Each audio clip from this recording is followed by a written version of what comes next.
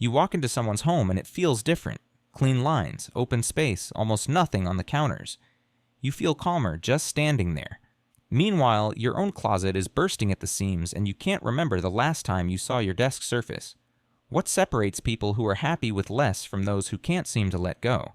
The psychology behind minimalism shows something deeper than just liking empty spaces. Let's break it down. 1. High need for thinking closure. Minimalists tend to score high on what psychologists call need for thinking closure. This is your brain's wish for clear answers and organized environments. When your space is messy, your brain treats every visible object as an open task. That pile of mail, unfinished business. Those clothes on the chair, a decision you haven't made yet. Each item creates a tiny thinking burden. People drawn to minimalism have brains that are especially bothered by this mental noise. Research found that minimalists report much lower worry when surrounded by fewer possessions. Their brains actually work better in simpler environments. This explains why some people can live comfortably surrounded by collections while others feel trapped. The difference is in the brain as much as taste. 2. Internal sense of control. Minimalists typically have an internal sense of control. They believe they control their own outcomes rather than being controlled by outside circumstances. Think about advertising. Someone with an external sense of control believes the right purchase will change their life. Minimalists resist this because they trust their own power more than outside solutions. They think I can create happiness through my actions, not through buying things. Studies on shopping behavior show minimalists are less influenced by social pressure and trends. They make buying decisions based on actual need rather than keeping up with others.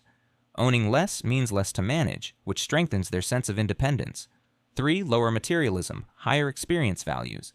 Psychologist Tim Kasser's research shows that materialistic values are often linked to insecurity and lower well-being. People who chase possessions are frequently trying to fill psychological gaps. Minimalists tend to have already found validation internally or through relationships and experiences.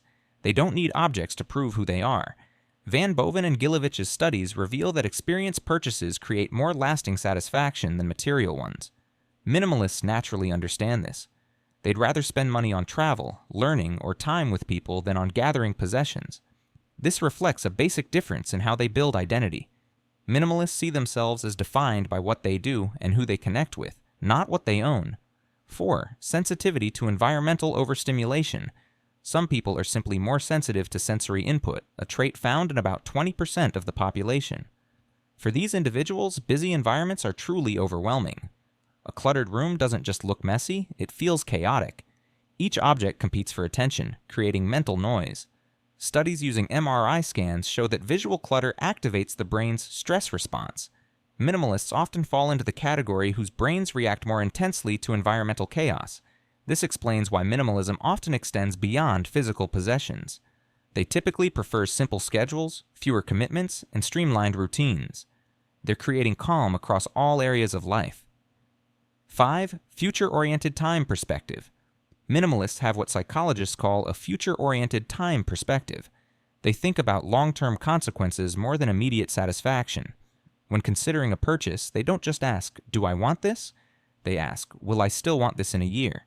Where will I store it? What happens when I move?" This forward thinking creates a natural barrier to gathering stuff. Research shows that future-oriented people save more money, maintain healthier habits, and avoid impulsive choices. Minimalism fits this pattern perfectly.